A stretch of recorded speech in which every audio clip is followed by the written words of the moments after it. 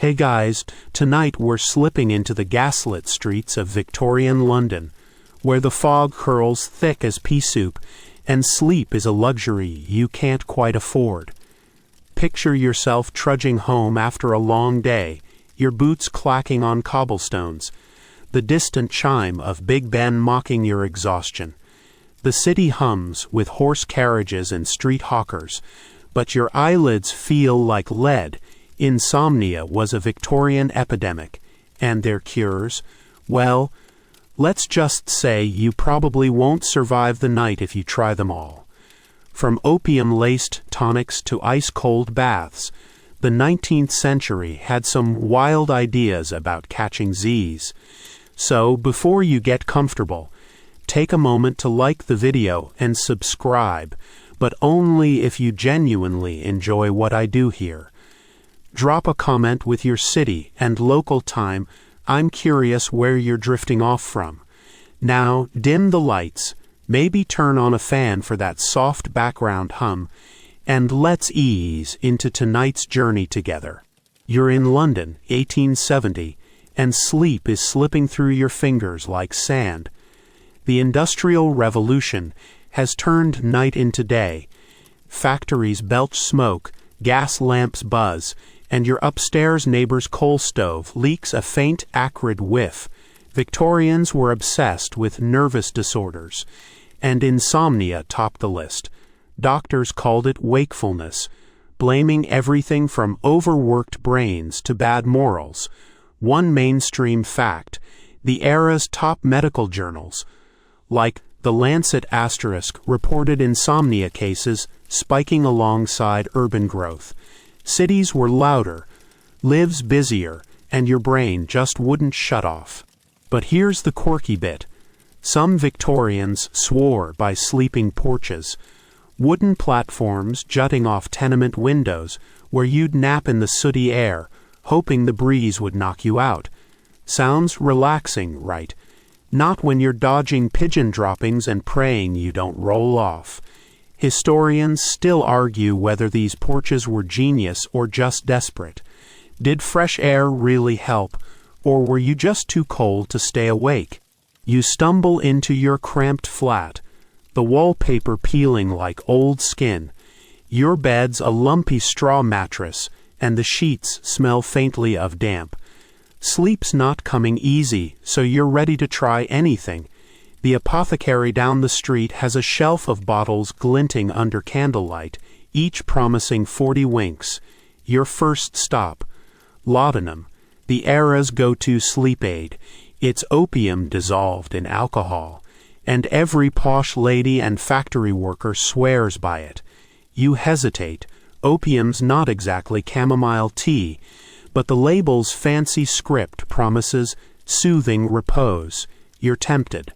Before you pop the cork, let's talk about why you're even awake.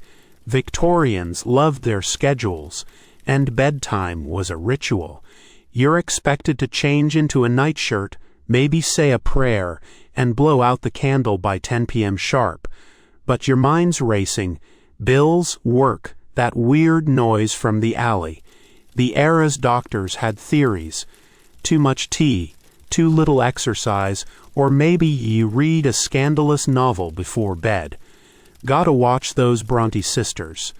One doctor, a chap named William Banting, even claimed your dinner was the culprit. Too many potatoes, he said, and your stomach's wrestling match keeps you up. Funny, because you're pretty sure it's the neighbors snoring through the wall. You glance at the laudanum bottle again. It's tempting, but the rumors give you pause. People waking up groggy, or not waking up at all. Maybe there's another way. You've heard whispers of hydropathy, a fancy water cure involving tubs of freezing water, or perhaps a quack doctor's tonic, sold from a cart in Covent Garden.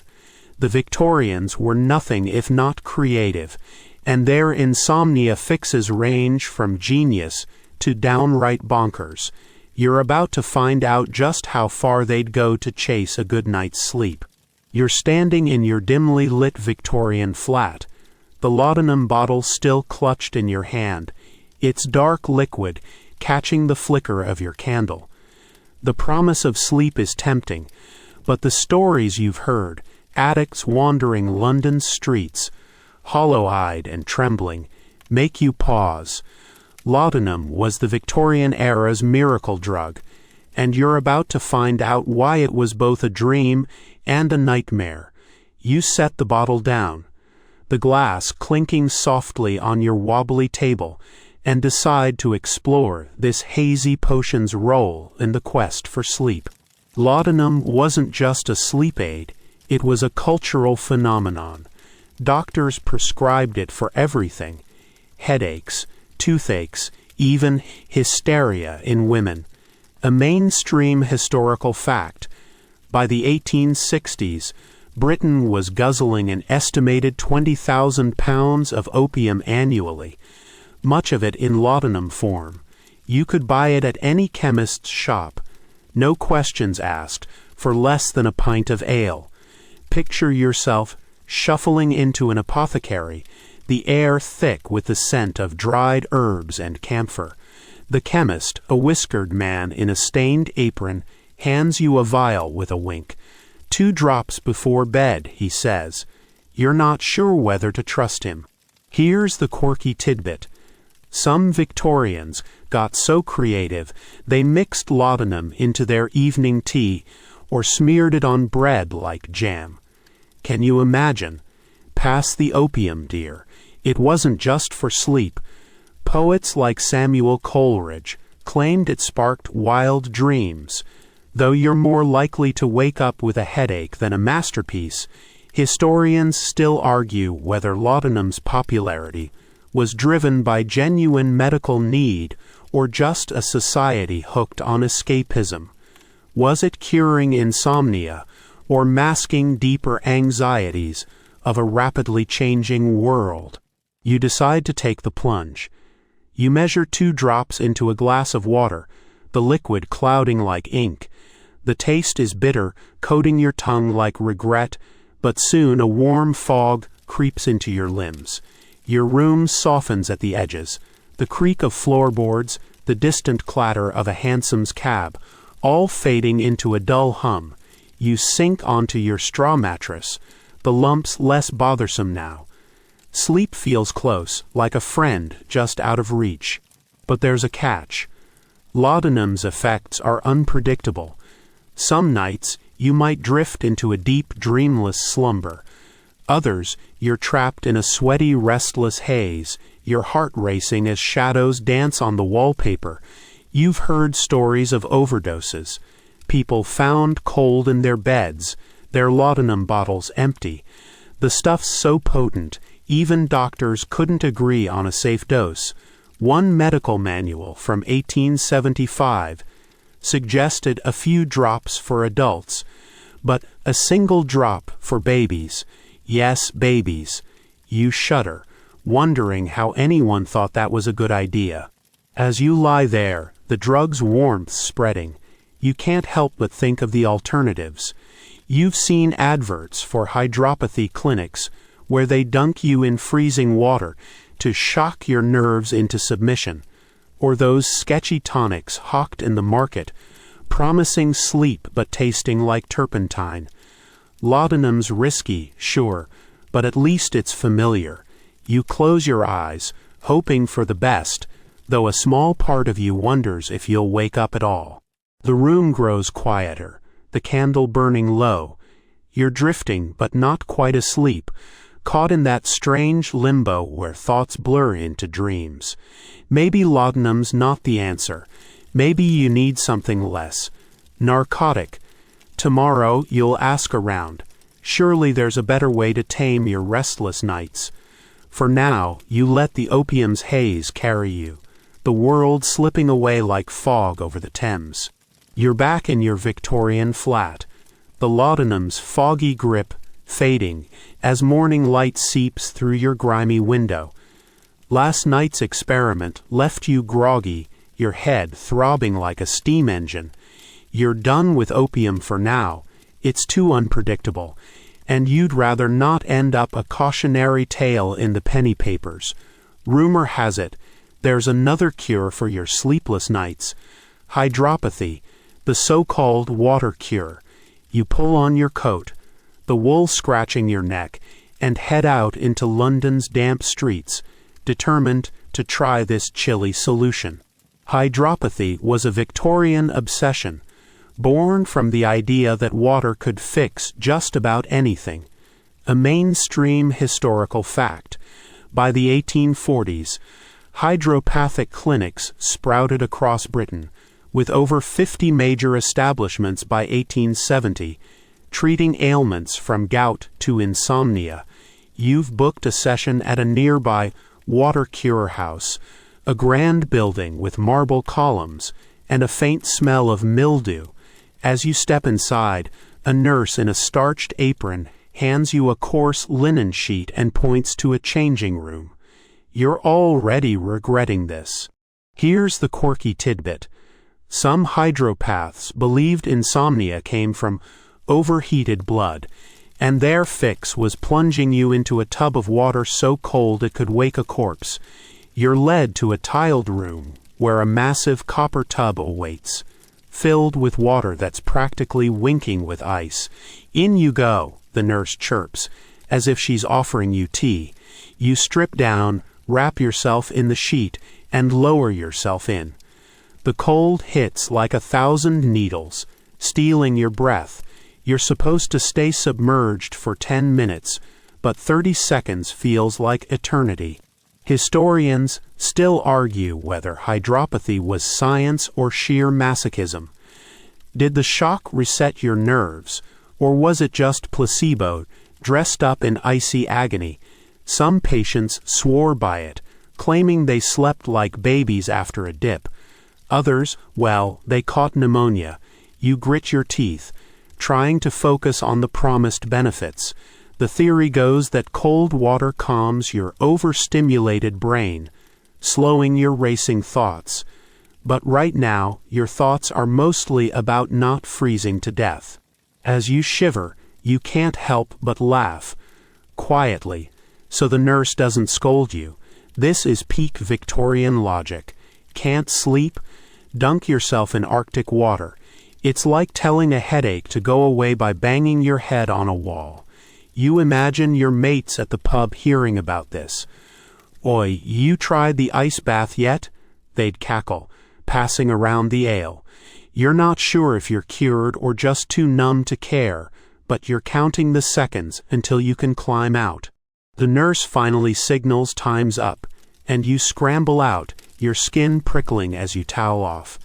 She hands you a cup of lukewarm barley water, which tastes like regret, and sends you to a resting room with a cot and a scratchy blanket. You lie down, the chill still lingering in your bones. Surprisingly, your eyelids feel heavy. Maybe it's exhaustion, or maybe the hydropaths were onto something. You drift, the room's quiet hum lulling you, though you're half convinced it's just your body begging for warmth. Before you nod off, you think about what's next. The water cure's not cheap, and you're not keen on turning into a human icicle every night. You've heard whispers of quack doctors selling miracle tonics in the market, bottles of who knows what, promising sleep for a shilling. It sounds dodgy, but after laudanum and ice baths, you're willing to roll the dice. For now, you let the cots creak, and the distant drip of a leaky pipe carry you toward something like rest. You're trudging through Covent Garden, the morning mist clinging to your coat as hawkers shout about their wares, apples, fish, and, oddly, sleep. After the icy hydropathy disaster, you're skeptical but desperate. Your eyes are gritty, your temper shorter than a London winter's day. You've heard about quack doctors peddling miracle tonics, and here, amid the market's chaos, you spot one.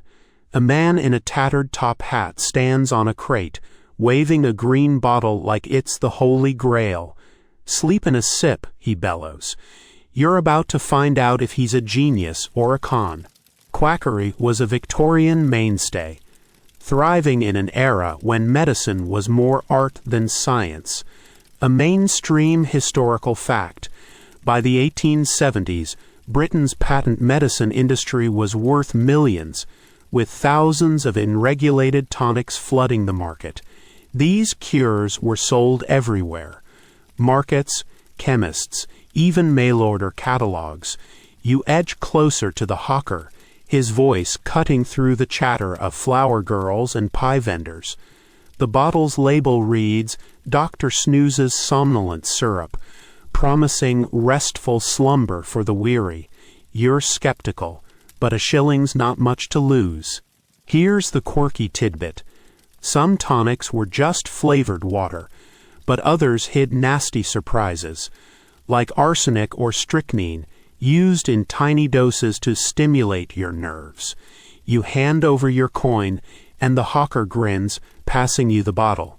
It's heavy, the liquid inside a murky brown that reminds you of Thames water. 1 spoonful at bedtime, he says, already eyeing his next customer. You uncork it, and the smell hits you, licorice mixed with something faintly metallic. You're half expecting to grow a second head. Historians still argue whether these tonics worked or just preyed on desperation. Did the placebo effect lull people to sleep, or was it the alcohol most bottles were laced with? You take the bottle home, your flat's familiar damp greeting you. Sitting at your wobbly table, you pour a spoonful, the syrup glugging like molasses. It tastes like burnt sugar and regret, with a bitter afterbite that makes you wince. You imagine your mates at the pub hearing about this. Dr. Snooze, more like Dr. Snooze you lose, they'd jest, clinking their pints. You lie on your straw mattress, waiting for the magic to kick in. The syrup sits heavy in your stomach, and your head feels fuzzy, but not in a good way. You're not sure if it's sleep creeping in or just nausea. The hawker swore this was scientifically formulated, but you're starting to think his science came from a gin-soaked daydream. Still, you close your eyes, hoping for a miracle. The room's quiet, save for the distant clop of hooves outside. Nothing yet. To pass the time, you think about why these tonics are so popular. Victorians were suckers for anything labeled doctor-approved, even if the doctor was just a bloke with a loud voice and a fake mustache. You've seen adverts in the papers. Full-page spreads for potions claiming to cure insomnia, baldness, even bad luck. It's ridiculous, but you get it. When you're lying awake at 3 a.m., counting cracks in the ceiling, you'll try anything. Laudanum was a bust. The water cure nearly froze you solid, and now this syrup's making your tongue feel like leather. As minutes drag, you realize sleep's not coming. The syrup's a dud, and you're out a shilling. You laugh softly. Another Victorian cure to chalk up to experience. Tomorrow, you'll try something else. Maybe those bedtime rituals you've heard about. Nightcaps, prayers, all that fuss. For now, you pull your blanket tighter, the straw mattress creaking, and let the city's hum coax you toward something resembling rest. You're back in your creaky Victorian flat, the bitter taste of Dr. Snooze's syrup still lingering like a bad decision. Another sleepless night, another shilling wasted. You're starting to think sleep is a myth, like unicorns or affordable rent in London. But Victorians were nothing if not ritualistic, and you've heard whispers about bedtime routines that supposedly guarantee rest. So you decide to lean into the era's obsession with proper bedchamber etiquette. You're about to fuss with nightcaps, candles, and all the peculiar steps that promise to lull you into slumber. Bedtime rituals were a cornerstone of Victorian life, especially for the middle and upper classes. A mainstream historical fact, etiquette manuals from the 1860s, like Mrs. Beeton's Book of Household Management, devoted entire chapters to preparing for sleep, with rules for everything from bed linens to moral reflection. You start by digging through your wardrobe for a nightshirt, a long, scratchy cotton thing that makes you look like a ghost in a penny dreadful. You pull it on, the fabric stiff against your skin, and already feel faintly ridiculous. Here's the quirky tidbit. Some Victorians believed wearing a nightcap, a literal knitted hat, kept your head warm and warded off brain congestion, which they blamed for insomnia. You find one in a drawer, a lumpy wool cap that smells faintly of mothballs. You tug it on, catching your reflection in a cracked mirror. You look like your grand's worst knitting project. Laughing softly, you imagine your mates at the pub spotting you now. "Oi, it's Father Christmas," they'd howl, spilling their ale. Historians still argue whether these rituals were practical or just superstitious nonsense. Did a warm head and a prayer really help you sleep, or was it the comfort of routine in a chaotic world? You move to the next step, preparing your bedchamber. The manuals insist on a dark, quiet room. So you draw the heavy curtains, blocking out the gaslight's sickly glow. You snuff out all but one candle, its flame dancing on the peeling wallpaper. The air's thick with the scent of wax and damp plaster. Next, you're supposed to purify your thoughts. Victorian sleep advice often leaned moralistic, claiming a guilty conscience kept you awake. You kneel by your bed, muttering a half-hearted prayer, though your mind's more on tomorrow's bills than divine forgiveness. The manuals also suggest sipping warm milk or barley water before bed, so you heat a cup over your tiny coal fire. It tastes like chalky regret, but you choke it down, hoping it's the magic ingredient. You climb into bed, the straw mattress crackling under your weight. The nightcap's itchy, the nightshirt's too long, and the room's so quiet you can hear your own heartbeat. You try another ritual, counting backward from 100, a trick from a magazine called The Lady's Companion. By 92, you're bored, not sleepy. You shift to another tip, visualizing a calm scene, like a meadow or a lake. But your meadow keeps morphing into Covent Garden's noisy market, complete with that quack hawker's voice. The rituals are exhausting in their own way. You're following every step. Nightcap, prayer, milk, curtains, yet sleep remains elusive. You can't help but chuckle at the absurdity. Victorians turned bedtime into a performance, as if insomnia could be defeated with enough props and piety. You toss the nightcap off, it's too hot anyway. Maybe the problem's not your routine, but the world outside, factory smoke, street noise, the constant grind of city life. As you lie there, the candle burns low, casting long shadows. You're not asleep, but you're calmer. The ritual structure oddly soothing. Tomorrow, you'll try something wilder. Mesmerism's been making waves, with hypnotists claiming they can trance you into sleep. For now, you let the mattresses creak, and the faint hum of distant carriages nudge you closer to rest. You're sprawled on your lumpy mattress, the nightcap flung across the room, and the taste of chalky barley water still haunting your tongue. Those bedtime rituals were a bust. Too much fuss for zero sleep. The morning sun, weak through London's smog, nudges you out of bed. You're bleary-eyed, your patience thinner than a pauper's broth. But there's a new craze in town, mesmerism, the art of hypnotizing you into a slumbering trance. You've seen posters in Piccadilly, promising magnetic sleep via a swinging watch and a velvet-voiced doctor. Desperate, you head to a mesmerist's parlor to see if this is your ticket to dreamland. Mesmerism, inspired by Franz Mesmer's 18th-century theories, was a Victorian sensation. A mainstream historical fact. By the 1850s, mesmerism had swept Britain, with practitioners performing in theaters and private clinics, claiming to cure ailments like insomnia through animal magnetism. You arrive at a dimly lit parlor, the air heavy with incense and the faint jingle of a pocket watch. The mesmerist, a wiry man with a waxed mustache, greets you with a gaze that feels like it's peeling back your soul. "Sit," he says, pointing to a plush chair. You comply, already half convinced you're in over your head. Here's the quirky tidbit. Some mesmerists claimed they could make you cluck like a chicken mid-trance, though they swore it was all for therapeutic purposes. You eye the watch as it swings, glinting in the candlelight.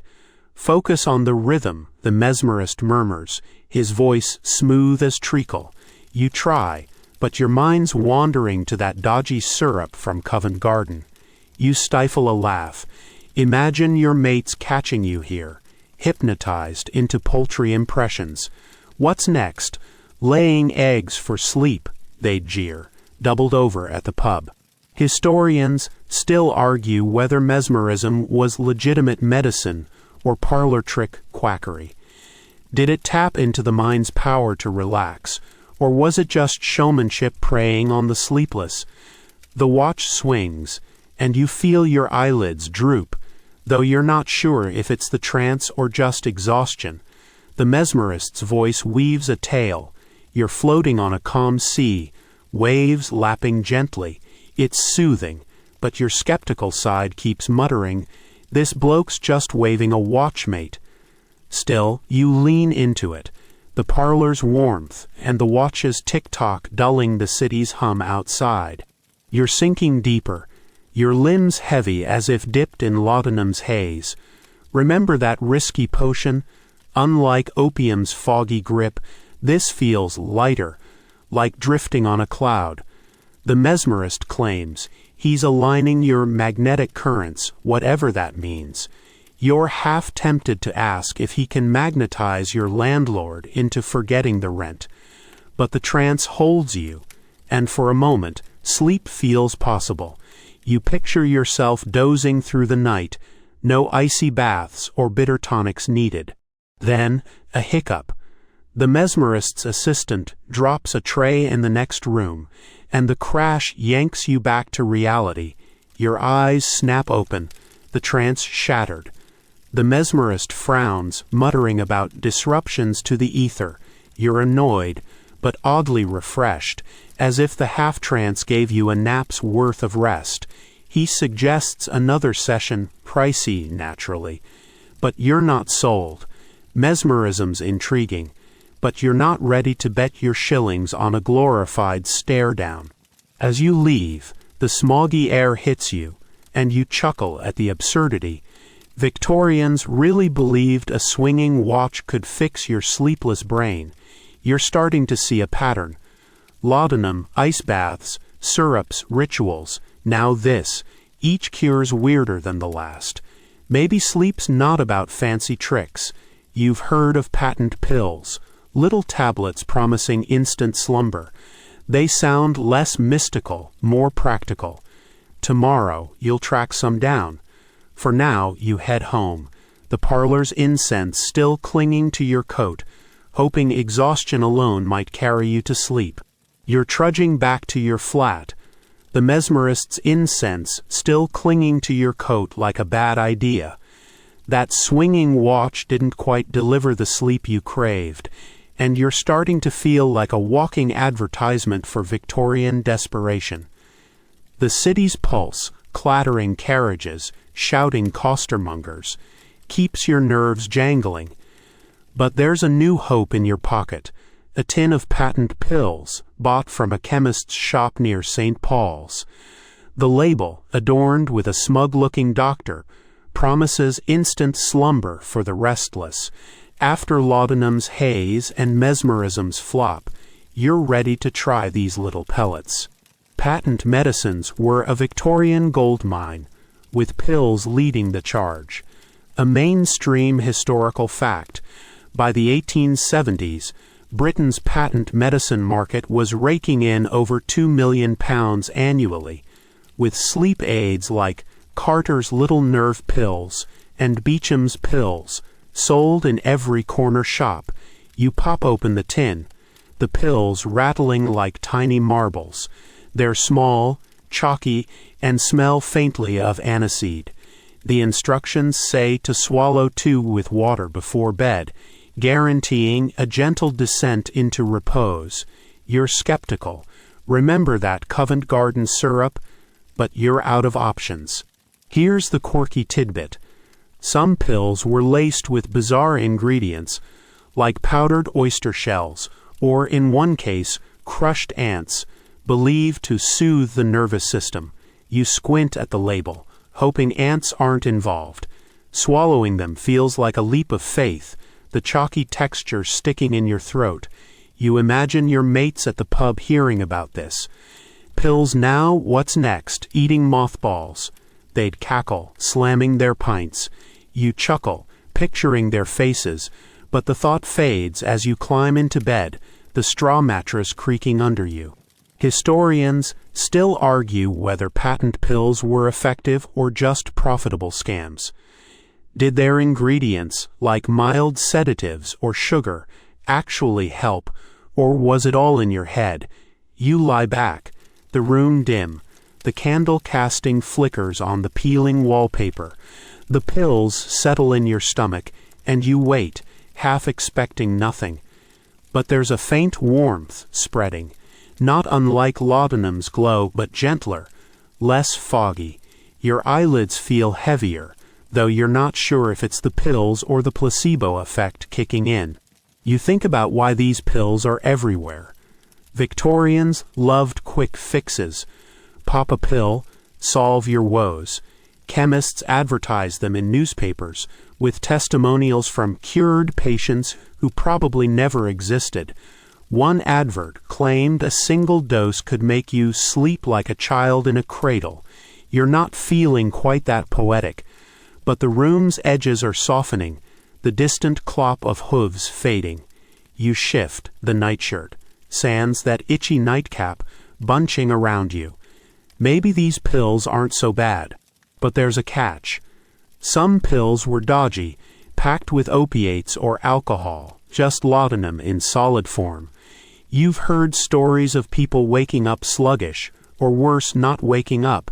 The chemists swore these were purely vegetable, but you're not naive enough to trust a man with a sales pitch. Still, you're drifting, the world blurring like a smudged sketch. You recall the mesmerists' sea imagery, waves lapping calm horizons, and borrow it, picturing a quiet lake. It's working, sort of. Then, a hiccup. Your neighbor's dog starts yapping, shattering the calm. You groan, the spell broken. The pills are helping, but they're not miracle workers. You're calmer, though, your thoughts less frantic. Maybe sleep's closer than it was last night. You pull the blanket up, the straw mattress less annoying now. Tomorrow you'll try something new. Sleep diets, maybe, with their bizarre rules about bland food and no excitement.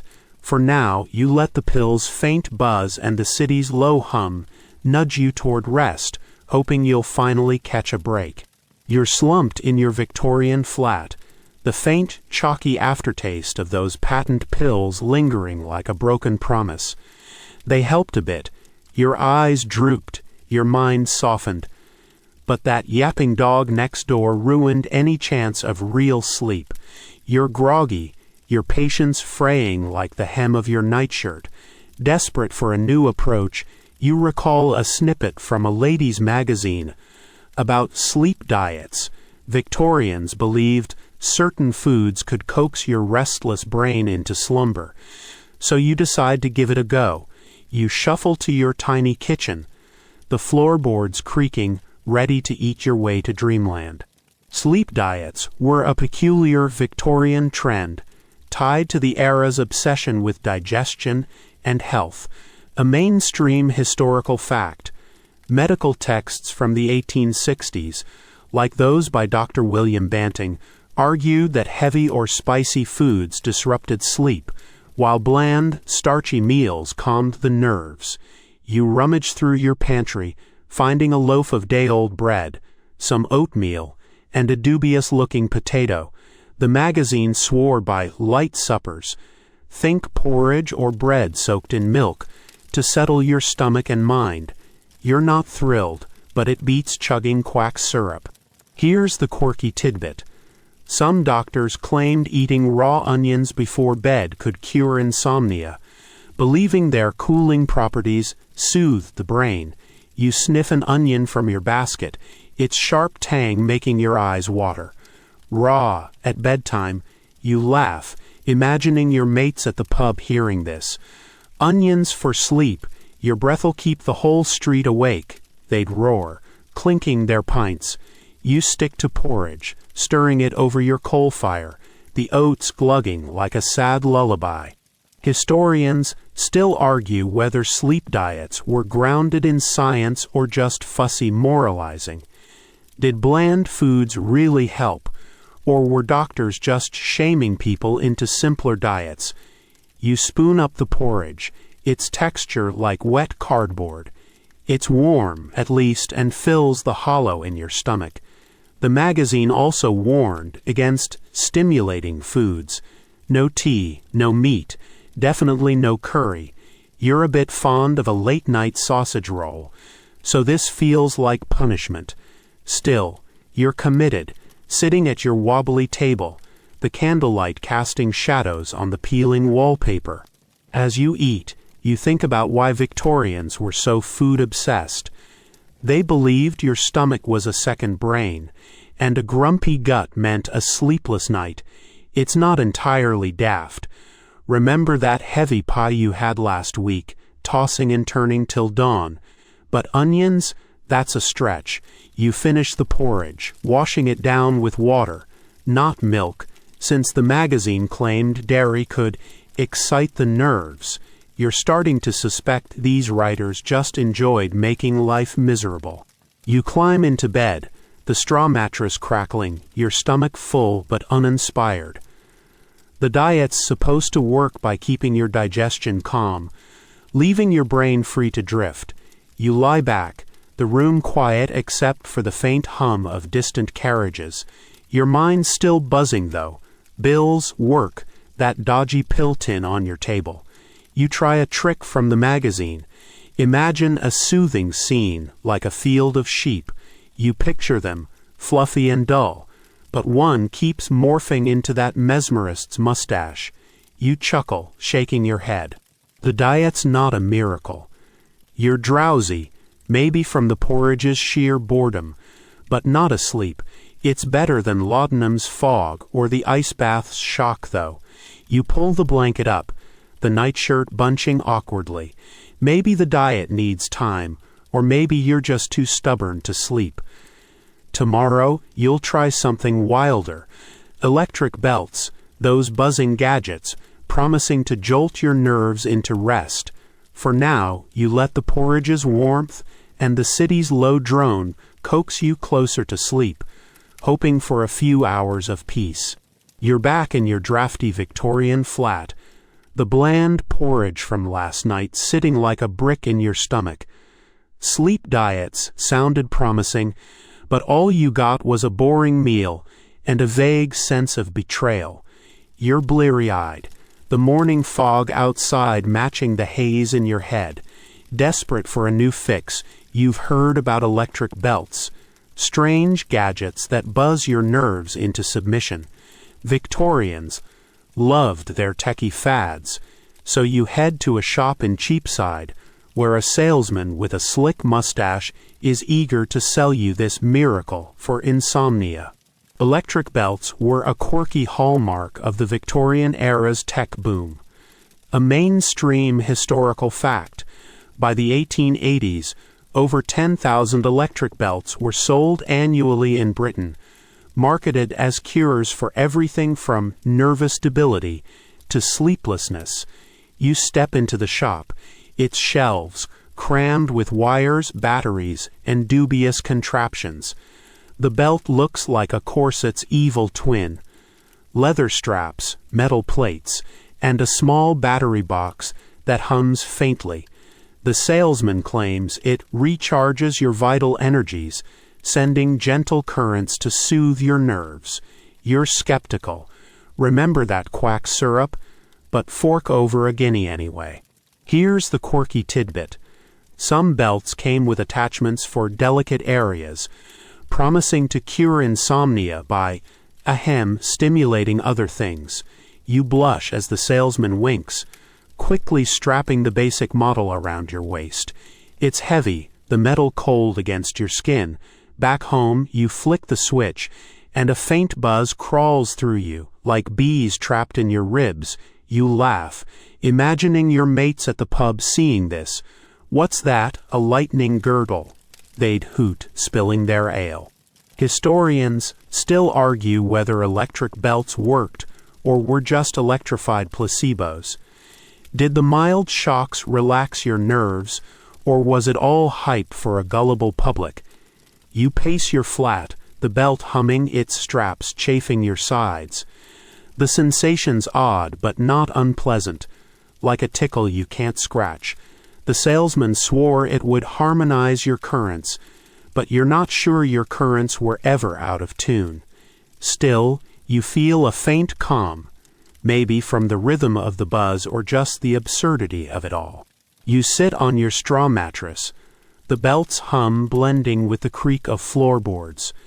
The theory goes that electricity resets your overworked nerves, calming the brain's chatter. You're reminded of mesmerism's trance, less mystical, but just as weird. You try to relax, picturing that lake from the sleep diet's advice, though the buzzing keeps jolting you back to reality. It's not exactly lullaby material, but your eyelids are heavier, your thoughts less frantic. Maybe there's something to this. But there's a hitch. The belt's battery is finicky, and halfway through the night it sputters out, leaving you strapped to a useless hunk of leather. You groan, unbuckling it, the straps leaving red marks on your skin. It's another half-baked cure, like laudanum's fog or the porridge's boredom. You're starting to wonder if sleep's just not in the cards. The shop's adverts promised sleep like a babe, but you're more awake than ever, cursing the guinea you spent. As you lie back, the room dim, you chuckle at the pattern. Victorians threw everything at insomnia. Drugs, diets, now electricity. It's like they couldn't admit sleep might just be tricky. You pull the blanket up, the mattress crackling. Tomorrow, you'll try something less. Shocking, you've heard of moral cures. Preachers claiming insomnia's a sin to be prayed away.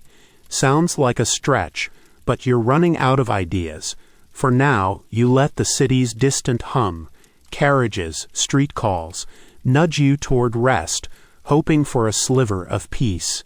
You're sprawled in your chilly Victorian flat, the electric belt tossed in a corner like a discarded toy, its battery dead and your hopes dimmer than the candle on your table.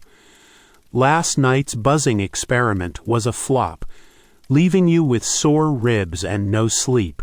You're exhausted, your eyes stinging as if dusted with London's smog. Desperate, you recall a sermon you overheard at church. Some preacher claiming insomnia's a punishment for a sinful mind. Moral cures, they call them, and Victorians ate this stuff up. You're skeptical, but you head to a local chapel, ready to see if piety can fix your sleepless nights. Moral cures were a big deal in Victorian Britain, blending religion with health advice. A mainstream historical fact. By the 1860s, religious pamphlets like those from the Religious Tract Society sold millions, urging people to cure ailments like insomnia through prayer and pure thoughts. You slip into the chapel, its pews creaking under dour-faced parishioners. The preacher, a gaunt man with a voice like gravel, lectures about restless souls and moral failings. He spots you, probably because you're yawning, and hands you a pamphlet titled The Christian's Guide to Repose. You're not sure whether to laugh or run. Here's the quirky tidbit. Some preachers suggested sleeping with a Bible under your pillow to ward off evil thoughts that kept you awake. You flip through the pamphlet, which insists you confess your sins before bed. Lust, envy, even eating too many pies. You chuckle, imagining your mates at the pub hearing this. Sinning by sausage roll, you're doomed, mate, they'd cackle, raising their pints. You pocket the pamphlet, promising to try its advice, though you're not keen on groveling to your pillow. Historians still argue whether moral cures helped or just guilt-tripped people into exhaustion. Did prayer calm the mind, or was it just another way to control a stressed-out society? Back home, you kneel by your straw mattress, the pamphlet open. It suggests reciting psalms and visualizing heaven's peace. You mumble a verse, feeling like a schoolboy caught cheating. The words are soothing, though, their rhythm like a lullaby. You try the Bible under pillow trick. The book's weight oddly comforting, though you're half worried it'll slide off and bonk your head. Lying back, the room dim, you think about the preacher's logic. He claimed insomnia comes from a cluttered soul. Too much worry, too little faith. It's not entirely daft. Your mind's been racing with bills and failed cures, from laudanum's haze to that buzzing belt. But blaming sin feels like a stretch. You've got enough to fret about without adding divine wrath to the list. Still, the prayer's cadence lingers, and your breathing slows. The mattress's creak blending with the distant clop of hooves outside. You try another tip, reflecting on virtuous deeds.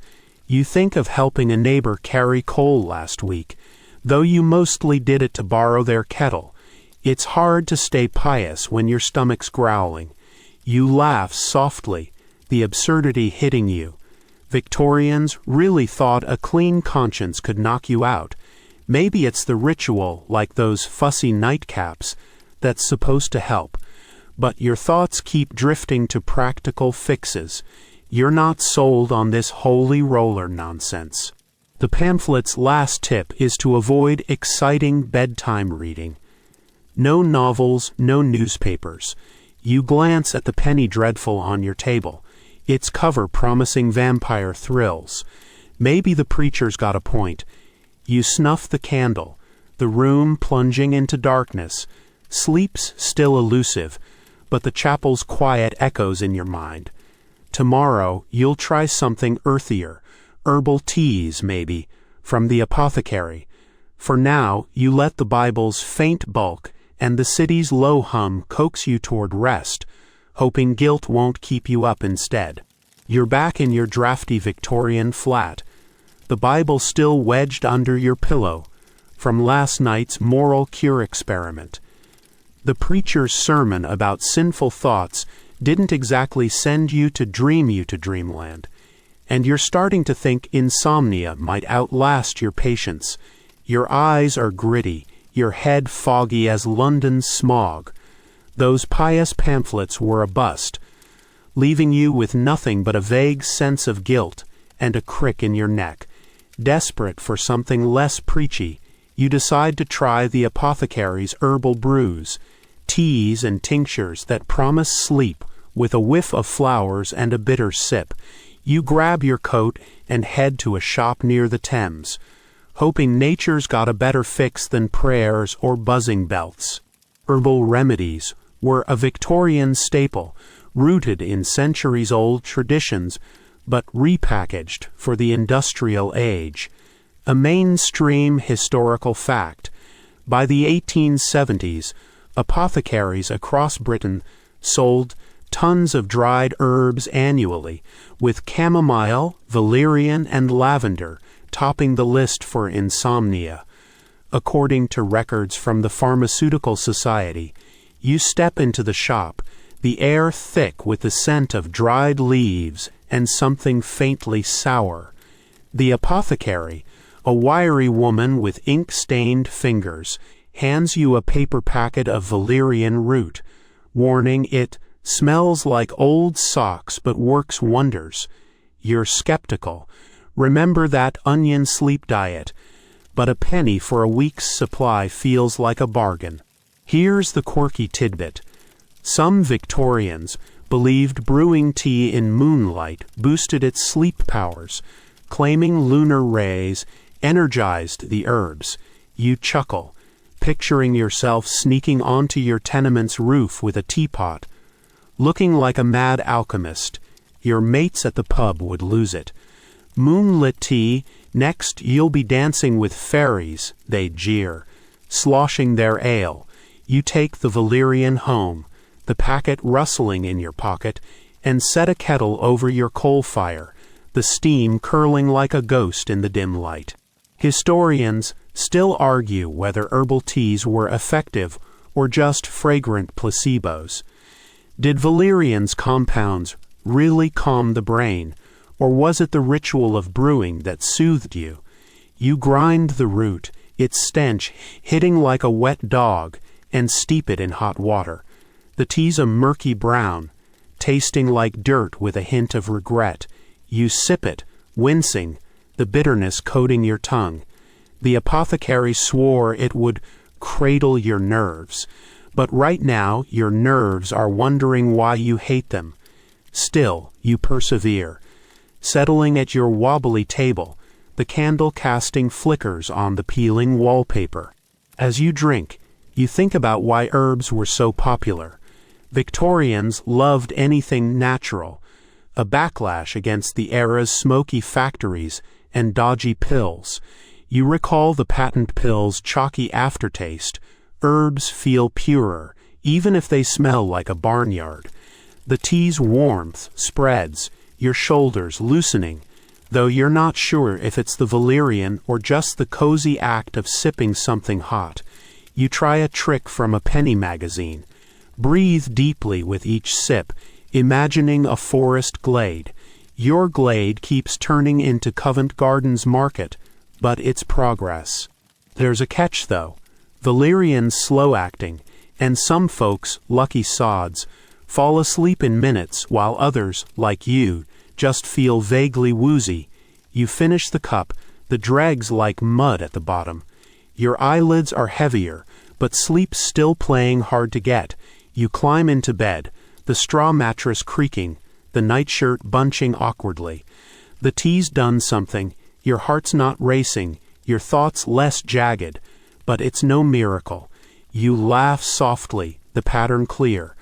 Laudanum ice baths, now stinky tea. Victorians threw everything at insomnia but common sense. You pull the blanket up, the room quiet save for the distant clatter of a carriage. Maybe the tea needs a few nights to kick in. Tomorrow you'll try something mechanical. Sleep machines, those clunky gadgets promising to hum you to rest. For now, you let the valerian's faint buzz and the city's low drone nudge you toward sleep, hoping this time you'll actually drift off. You're back in the flickering glow of Victorian London, the diary of sleepless nights still tucked close, its pages whispering of desperate cures. The rain's let up, but the air's thick with coal dust and the creak of cartwheels on cobblestones. You're headed to a cluttered workshop now, where the air hums with the clunky whir of sleep machines. Bizarre contraptions Victorians swore could rock you into slumber. The scent of oil and polished wood hits you, and you hear a rhythmic ticking, like a clock that's forgotten time. These gadgets are your next stop in the quest for rest, and they're as odd as they sound. Picture yourself stepping into the workshop, its walls lined with gears and springs, a tinkerer's fever dream. A sleep machine looms before you, a brass and mahogany beast, part cradle, part metronome. Historical fact, in the 1880s, inventors like George Beard patented vibratory beds that jiggled you to sleep, claiming they mimicked a mother's rocking. You climb onto one, its leather straps creaking, and flip a switch. It hums, then jolts, shaking you like a cocktail mixer. A quirky tidbit: some machines played tinny lullabies through bellows, sounding more like a dying accordion than a soothing tune. Bet your white noise app feels like a masterpiece now. You grip the bed's edges, half laughing as it rattles your bones.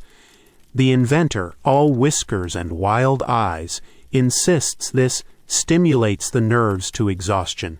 You're not so sure. Your teeth are chattering, and sleep feels miles away. Historians still argue whether these machines were genius or pure quackery, a placebo for desperate insomniacs. You lean toward quackery. This feels like a carnival ride, not a cure. The workshop's warm, the air heavy with metal and hope. You're not just testing a gadget, you're chasing a dream, one shaky jolt at a time. A gear slips, and the machine sputters to a stop. You climb off, dizzy but awake. You smirk. At least your broken blender doesn't promise miracles. Remember those electric belts that zapped you silly? This is just as wild. Another stab at taming insomnia with sheer audacity. You chuckle softly. Your worst sleep hack's probably too much coffee, not a bed that thinks it's a washing machine. The diary's pages flutter, urging you to note this fiasco, but the night's moving on, and London's got more cures to test. You slip out, the workshop's whir fading behind you. The tinkerer's voice lingers, all earnest promises, but you're already chasing the next odd fix. The city's alive, its shadows hiding more contraptions, more hopes. Where's this restless quest pulling you now? You're weaving through London's damp streets again, the diary of sleepless nights still snug under your cloak, its inked hopes fading with each step. The air's sharp with wet stone, and the faint whiff of lavender from a passing flower girl. But you're focused on a new cure, bedroom design, Victorian style.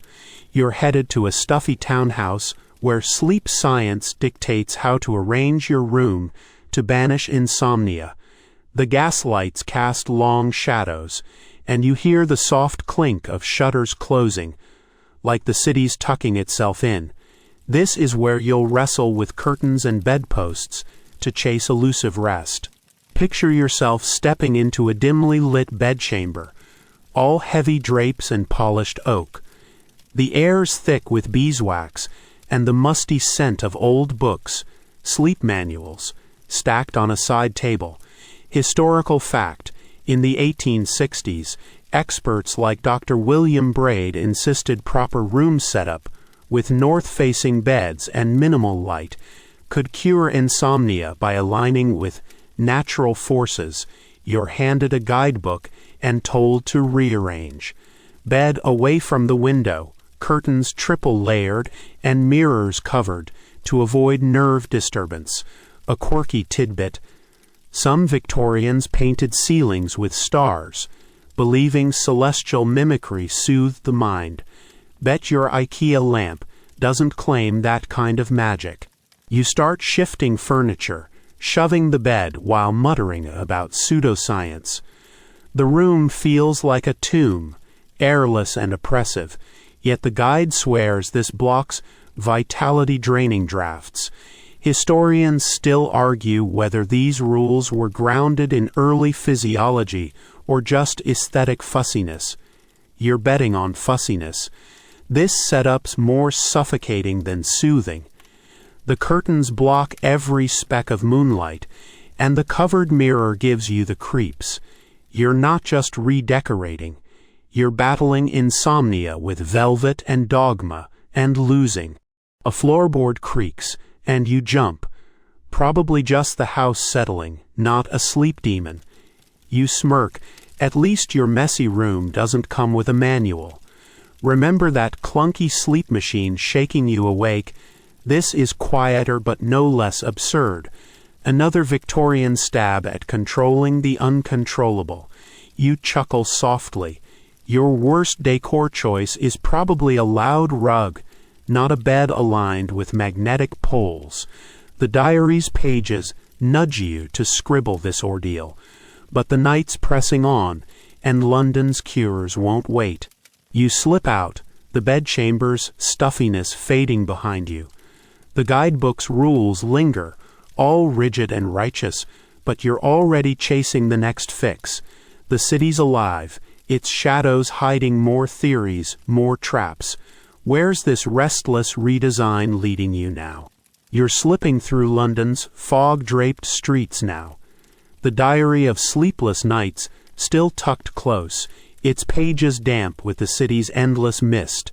The air's heavy with the tang of coal smoke and the sharp bite of cheap spirits wafting from a tavern. You're chasing nerve tonics. Those boozy cordials Victorians swore would soothe your frayed nerves and coax you into sleep. You're headed to a dimly lit apothecary, its windows glowing like a fever dream, and you hear the clink of glass bottles, promising rest in every sip. This is where desperation meets decadence, and you're about to take a gulp. Picture yourself stepping into the apothecary, its shelves crammed with amber vials and faded labels. The air's thick with anise and alcohol, a heady mix that stings your nose. A tonic labeled Dr. Fowler's Nerve Elixir catches your eye. Historical fact: in the 1870s, tonics like these, often laced with brandy or sherry, were marketed as insomnia cures, endorsed by dubious physicians. You uncork the bottle, the scent hitting like a tipsy ant's perfume. A quirky tidbit: some tonics included opium traces undisclosed, turning your bedtime sip into a hazy gamble. Bet your chamomile tea's never been that shady. You pour a dose, the liquid glinting in the lamplight, and take a cautious sip. It burns, then warms, spreading a fuzzy glow. But sleep? Not yet. The apothecary, all waxed mustache and slick promises, swears it'll calm the cerebral agitations. Historians still argue whether these tonics were medicinal or just socially acceptable alcoholism, a crutch for sleepless elites. You're leaning toward the latter. This feels more like a pub than a pharmacy. The shop's warm, the air heavy with syrup and false hope. You're not just drinking, you're chasing peace, one boozy drop at a time. A bottle clatters nearby, and you flinch. Probably just a clumsy apprentice, not a ghost. You smirk, at least your late-night snacks don't come with a hangover. Remember that suffocating bedroom redesign. This is messier. Another Victorian swing at insomnia with more flair than sense. You chuckle softly. Your worst vice is probably too much screen time, not a cordial that could knock out a horse. The diary's pages beg for a note on this tipsy trial, but the night's rolling on, and London's got more cures to tempt you. You slip out, the apothecary's glow fading behind you. The tonic's buzz lingers, all false promises and fire, but you're already chasing the next fix. The city's alive, its shadows hiding more elixirs, more risks. Where's this hazy quest pulling you now? You're stumbling through London's misty streets now. The diary of sleepless nights, still clutched tight, its pages faintly scented with the boozy tang of that nerve tonic. The fog's thicker, curling around gaslights like it's guarding the city's secrets, and the air carries the damp chill of river mud and a distant whiff of blooming jasmine. You're chasing a new cure. Music, specifically the soothing lullabies of a hired harpist whose delicate strings Victorians believed could lull you into slumber. You're headed to a plush drawing room where the soft plink of harp notes drifts through a cracked window. This is where melody meets desperation, and you're here to let it wash over you. Picture yourself slipping into the drawing room, its walls draped in emerald velvet, a single candelabrum casting a golden glow. The harpist, a woman in a high-necked gown, plucks her strings with practiced grace. Historical fact: in the 1850s, wealthy insomniacs, often hired musicians, inspired by studies like those of Dr. John Elliotson, who claimed music calmed nervous excitation. The notes ripple, soft as a brook, and you sink into a cushioned chair, hoping for sleep. A quirky tidbit: some harpists were instructed to play only minor keys, thought to align with melancholic humors. Bet your Spotify playlists never been that specific. You close your eyes, letting the music wrap around you, but your mind's still racing. Last night's worries, tomorrow's plans. The harpist's fingers dance, each note a gentle nudge toward rest, yet sleep hovers just out of reach. Historians still argue whether musical cures were therapeutic or merely a status symbol for anxious elites. You're leaning toward the latter. This feels like a performance, not a potion. The room's warm, the air heavy with wax and wistfulness.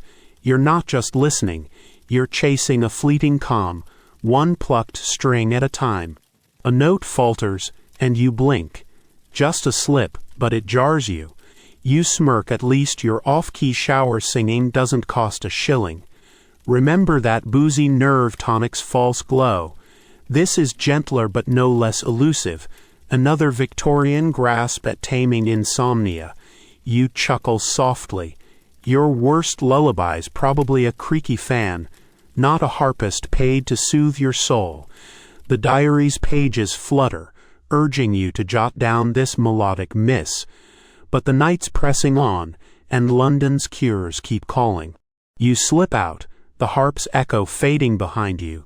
The music lingers, all delicate and distant, but you're already chasing the next remedy. The city's alive, its shadows hiding more hopes, more harmonies. Where's this soothing strain leading you now? You're weaving through London's fog-choked streets again. The diary of sleepless nights, still pressed close, its pages humming with the faint echo of that harpist's lullaby. The air's raw with the bite of coal smoke and a whiff of stale bread from a nearby bakery, grounding you in the city's restless pulse. You're chasing a bizarre new cure. Phrenology, where a doctor probes your skull, claiming its bumps reveal the key to unlocking sleep. You're headed to a cramped parlor, its windows dim, where the clink of calipers and the mutter of pseudoscience await. This is where desperation meets delusion, and you're here to feel the pressure. Picture yourself stepping into the parlor, its walls papered in faded florals, a chart of skulls glaring from a corner. The phrenologist, all spectacles and pomade, brandishes a pair of calipers like a duelist. Historical fact: in the 1840s, phrenology, popularized by Franz Gall, was used to diagnose insomnia, linking sleep issues to skull shapes tied to nervous faculties. He presses the cold metal to your head, muttering about your somnolent region being underdeveloped. A quirky tidbit: some phrenologists claimed rubbing specific scalp spots could stimulate sleep, like a head massage gone rogue. Bet your hairbrush has never been that ambitious. You sit rigid, the calipers pinching as he maps your skull, declaring your insomnia stems from an overactive ideality bump. You're skeptical. This feels like a palm reader with better props. But he insists a strict regimen of scalp exercises will fix you.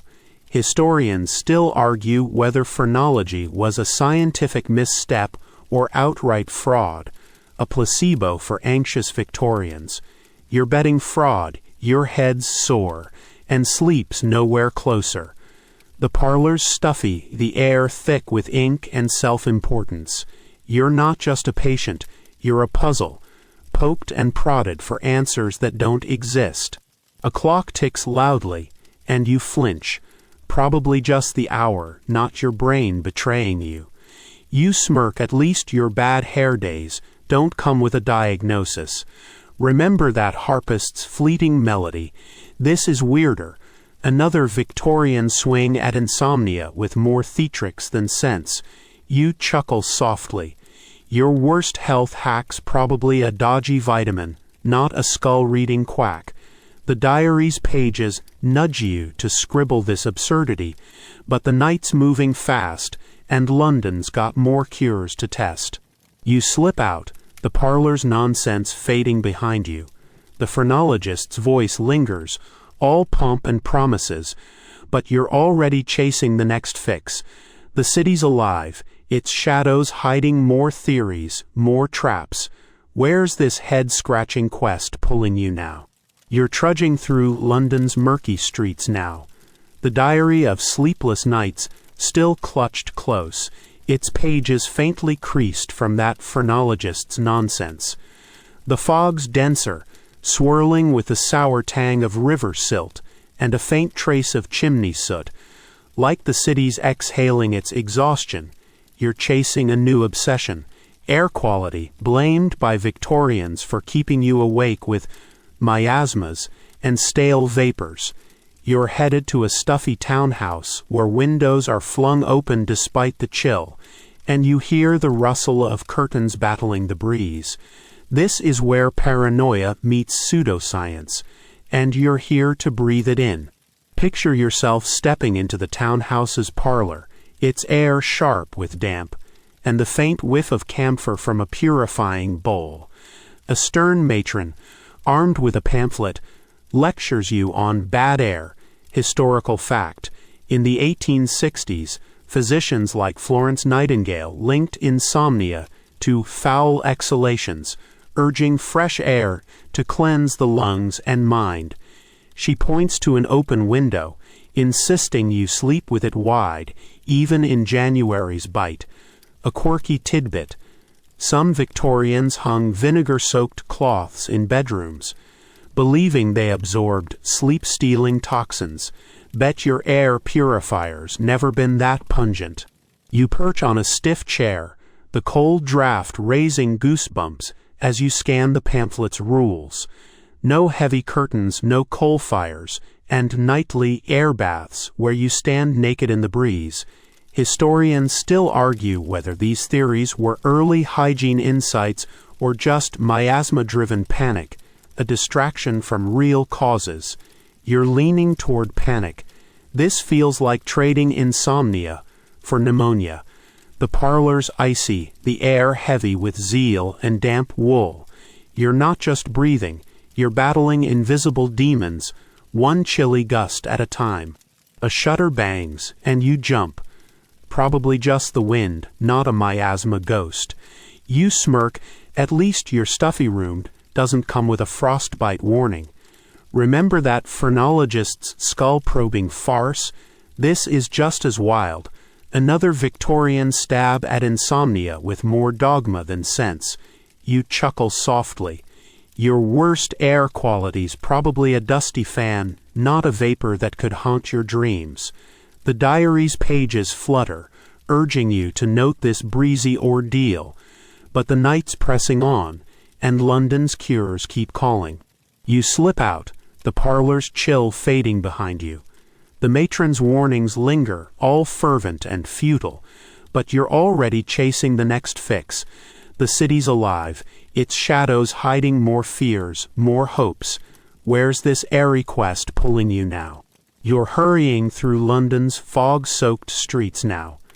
The diary of sleepless nights, still tucked close, its pages damp from that chilly air quality crusade. The air's thick with the reek of wet coal, and a faint sweetness from a passing pie cart, grounding you in the city's restless hum. You're chasing a peculiar new cure. Sleep schools, where Victorians enrolled in rigid classes to learn how to doze correctly. You're headed to a drafty hall, its windows rattling, where a stern instructor's voice echoes like a drill sergeant's. This is where discipline meets desperation, and you're here to join the ranks. Picture yourself slipping into the hall, its benches packed with bleary-eyed Londoners, all clutching pamphlets on sleep hygiene. The instructor, a bespectacled man with a ruler, barks orders. Historical fact: in the 1880s, Sleep schools, inspired by figures like Dr. Edward Binns, taught structured routines, claiming insomnia stemmed from improper habits. You're told to lie flat, eyes shut, and count backward from 100. No fidgeting allowed. A quirky tidbit: some schools used metronomes to train breathing, ticking like a clock to sync your lungs with slumber. Bet your yoga app's never been that bossy. You settle onto a hard bench, trying to follow the drill. Breathe in, out, count 96, 95, but your mind wanders to tomorrow's chores. The instructor snaps his ruler, scolding your mental laxity, and you stifle a groan.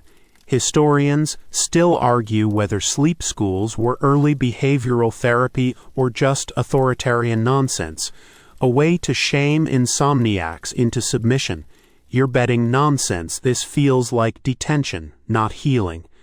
The hall's cold, the air heavy with chalk dust and forced calm. You're not just learning, you're marching toward sleep, one rigid step at a time. A cough from the back startles you. Probably just a classmate, not a sleep police raid. You smirk. At least your bad habits don't land you in reform school. Remember that air quality paranoia with its icy drafts. This is stricter. Another Victorian swing at insomnia with more rules than rest. You chuckle softly. Your worst routines probably hitting snooze too often, not failing a sleep sergeant's test. The diary's pages nudge you to jot down this ordeal, but the night's moving fast, and London's cures won't wait. You slip out, the hall's ticking fading behind you. The instructor's commands linger, all stern and futile, but you're already chasing the next fix. The city's alive, its shadows hiding more lessons, more traps. Where's this disciplined quest pulling you now? You're slipping through London's shadowed streets now. The diary of sleepless nights, still pressed close, its pages crinkled from that sleep school's rigid drills. The fog's thinning, revealing the glint of cobblestones and the faint scent of ink and wax from a nearby stationer's shop. You're chasing a new cure. Dream journals, where Victorians scribbled their nightly visions, hoping to unlock the secrets of restful sleep. You're headed to a quiet garret, its window aglow, where the scratch of a quill promises answers in the chaos of dreams. This is where imagination meets obsession, and you're here to write it all down. Picture yourself climbing a creaky staircase to the garret, its air heavy with dust, and the soft glow of a single candle. A worn desk holds your diary, now doubling as a dream journal. Historical fact: in the 1870s, physicians like Dr. William Hammond encouraged patients to record dreams, believing patterns could reveal nervous imbalances causing insomnia. You dip your quill, recalling last night's jumble, a runaway carriage, a faceless figure, a clock that wouldn't stop. A quirky tidbit: some Victorians used dream dictionaries, claiming a falling dream meant moral decline. Bet your journals never judged you that harshly. You start writing, the candlelight flickering as you describe the carriage's clatter, the figures whisper. The theory goes that decoding these visions, maybe stress or bad mutton, could calm your mind for sleep. But the more you write, the more your thoughts spiral, keeping you awake. Historians still argue whether dream journaling was early psychology or just introspective fluff, a distraction from real cures. You're leaning toward fluff. This feels like chasing ghosts with a pen. The garret's still, the air thick with wax and wondering. You're not just writing, you're digging through your mind, one fragmented dream at a time. A floorboard groans, and you pause. Probably just the old house, not your dreams coming to life. You smirk. At least your overthinking doesn't require ink. Remember that sleep school's metronome tyranny. This is quieter but no less futile. Another Victorian stab at insomnia with more questions than rest. You chuckle softly. Your worst journal entry's probably a grocery list, not a cryptic vision of doom. The diary's pages fill, urging you to keep scribbling, but the night's slipping away, and London's last cure awaits. You slip out, the garret's glow fading behind you. The journal's weight lingers, all questions and quirks, but you're already chasing the final fix. The city's alive, its shadows hiding one last hope, one last dream. Where's this inky quest pulling you now? You're wandering through London's quieting streets now. The diary of sleepless nights, still tucked close, its pages heavy with dream fragments and the ghosts of failed cures. The fog's lifted, leaving a crisp night air, scented with wet leaves and the distant warmth of baking bread. You're reflecting on insomnia's lasting echoes, how Victorian cures, wild, desperate, and occasionally absurd, shaped the modern quest for restful sleep. The gaslights dim, and you hear the soft clop of a lone carriage, like the city's easing into a slumber you've yet to find. This is where past and present meet, and you're here to trace the threads. Picture yourself pausing in a small park, its benches damp, a single lantern casting a golden pool. Your diary rests in your lap, its entries a map of Victorian sleeplessness, laudanum's haze, vibrating beds, dream journals riddles. Historical fact: the 19th century obsession with insomnia, studied by doctors like William Dement's predecessors, laid groundwork for today's sleep science from CBTI to melatonin pills. You flip through the pages, seeing echoes. Those air quality fears birthed ventilation standards, sleep schools, hinted at modern sleep hygiene. A quirky tidbit: Victorians' sleep tea recipes, like valerian brews, are still sold in health stores, minus the arsenic traces. Bet your herbal tea's never been that risky. You lean back, the bench creaking, and think of your own sleepless nights. Scrolling phones, late-night snacks, the same restless itch. The Victorians' cures, from icy baths to phrenology's nonsense, were shots in the dark, but they mirror your own stabs at rest. Historians still argue whether their efforts were futile or foundational, a mix of quackery and insight. You see both. Their failures taught us what not to do. Their questions still linger. The park's still, the air soft with mist and memory. You're not just reflecting, you're connecting, tying their struggles to your own search for peace. A leaf falls, and you smile. No threats here, just the night's gentle nudge.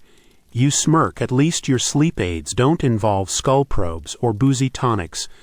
Remember that dream journal's cryptic chase. It's all part of this long, messy quest for rest, from gaslit London to your bedside lamp. You chuckle softly. Your worst sleep foe's probably a loud neighbor, not a miasma. The diary closes, its stories settling, and you're ready to let the city fade. You're sinking now. The park's lantern glows softening into a warm haze, like a candle burning low. The diary's weight lifts, its tales of Victorian sleeplessness drifting into a gentle hum, safe and distant. The air's cooler, wrapping you in a quiet embrace, carrying only the whisper of leaves and far-off dreams. You feel the city's pulse slow, matching your own, each breath longer, easier, as the night cradles you. There's no rush, no restless itch, just a stillness that feels like home. Let the cures fade, laudanum, harps, vibrating beds. Let them dissolve into the mist. You're enough, right here, held by the dark's soft promise. Sleep's close, a tide pulling you gently, and you can let go, drifting on its current. Whisper to yourself, rest is yours, sweet dreams.